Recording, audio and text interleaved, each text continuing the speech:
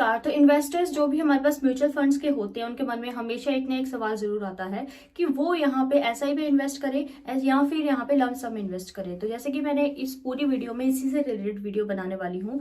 तो जैसे कि हमारे पास जो लम सम होता है उसमें हमें इकट्ठा अमाउंट हमेशा पे कर देना होता है, लम सम में बिल्कुल इन्वेस्ट कर देना होता है। और जो एसआईपी होती है सिस्टमेटिक इन्वेस्टमेंट प्लानिंग, तो उसमें हमें बिल्कुल मंथली या फिर क्वार्टरली पे करना होता है। मंथली बेसिस पे धीरे धीरे करके हमें इन्वेस्टमेंट पे करना होता है, बिल्कुल जैसे आरडी में आपका होता है क्वार्टरली या वीकली यहाँ पे देते हैं उन्हें पैसे, एंड इसके बाद पूरे इंटरेस्ट वगैरह लग के उसमें होता है। तो कुछ इस तरीके से यहाँ पे होता है। फॉर एग्जाम्पल, अगर आपने किसी भी इक्विटी शेयर में यहाँ पे हजार रुपए की यहाँ पे एसआईपी कर दी, ठीक है, तो एसआईपी हजार रुपए हमेशा आप हर महीने देंगे, जनवरी, फरवरी, मार्च, अप्रैल। तो जैसे ही जनवरी आएगा वहां पे, तो वैसे आपको उसके यहाँ पे पॉइंट्स मिलने वाले हैं, यूनिट्स मिलने वाले हैं। तो फिर उसके बाद जब फरवरी आएगा, फर्स्ट ऑफ फरवरी, तो वैसे उसके यूनिट्स मिलने वाले हैं। सेम मैनर आपको पूरे मंथली यहाँ पे, अगर हमारे पास मार्केट डाउन चली हुई है तो आपको बहुत कम पॉइंट्स मिलने वाले हैं, बहुत कम यूनिट्स मिलने वाली है। अगर हमारे पास यहाँ पे मार्केट बिल्कुल अप चली हो तो हमें ज्यादा पॉइंट्स मिलने वाले हैं। तो कुछ इस तरीके से हमारे पास एसआईपी रहेगा।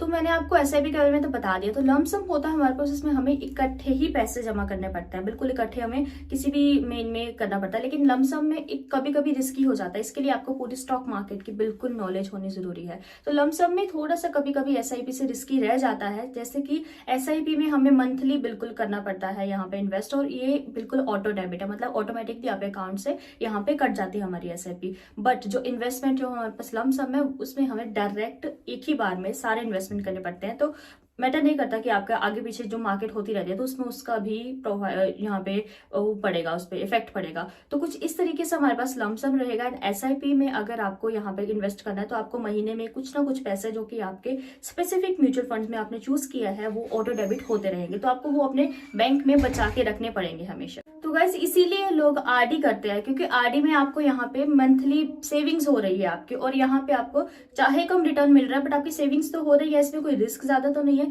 इसीलिए लोग आरडी करते हैं। तो अगर मैं आपको बताऊं तो अगर आपके पास ज्यादा पैसा है और ज्यादा स्टॉक मार्केट की नॉलेज है तो आप लम सम की तरफ जाए, और अगर नहीं, आपको बिल्कुल सेफ रखना है तो आप यहाँ पे एसआईपी की तरफ जाएं। अगर आपके पास, अगर मैं आपको बताऊं तो जैसे कि हमारे पास लम सम होता है, अगर आपको लॉन्ग टर्म चाहिए, यहाँ पे 10-20 साल तक के लिए इन्वेस्ट करना है आपको, तो लम सम आपके लिए बेटर रहेगा, क्योंकि लम सम में यहाँ पे हमेशा लॉन्ग टर्म के प्रॉफिट दिखते हैं, और एसआईपी में हमेशा शॉर्ट टर्म पीरियड के लिए हम यहाँ पे अपने पैसे सेव करते हैं ताकि हम जब चाहें इसको कर सके विड्रॉल। तो ये कुछ होता है हमारे पास लमसम एंड इसके बारे में। सो गाइस, कई इन्वेस्टर्स होते हैं ना कि हमेशा लमसम में भी और एसआईपी में दोनों में इन्वेस्ट कर देते हैं। तो जैसे कि मार्केट हमारे पास डाउन जा रही हो, जैसे कि बियर होता है जो हमारे पास, तो वो अपने जो उन्होंने एसआईपी में किए होते हैं तो कुछ इन्वेस्टमेंट वो यहाँ पे लमसम में कर देते हैं ताकि उनको थोड़ा सा प्रॉफिट हो।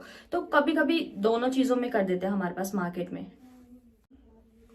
सो गाइज, अगर आप चाहे एसआईपी में करें या फिर लमसम में करें, सही म्यूचुअल फंड स्कीम बिल्कुल चुनना बहुत जरूरी है। फिर यहाँ पे अगर आपने सही म्यूचुअल फंड स्कीम ही नहीं चुनी तो यहाँ पे क्या आप एसआईपी करेंगे या फिर क्या आप लमसम करेंगे, दोनों में आपका प्रॉफिट नहीं होने वाला है। तो गाइज, इस पूरे लेक्चर्स में आगे जाके हम पूरे लमसम या एसआईपी म्यूचुअल फंड्स के स्कीम्स के बारे में डिस्कस करेंगे कि आपको कौन सी लेनी चाहिए, कौन सी नहीं लेनी चाहिए। तो ये था हमारे पास ओवरऑल वीडियो के बारे में, एंड आई होप कि आपको ये वीडियो अच्छी लगी हो। Thank you for watching.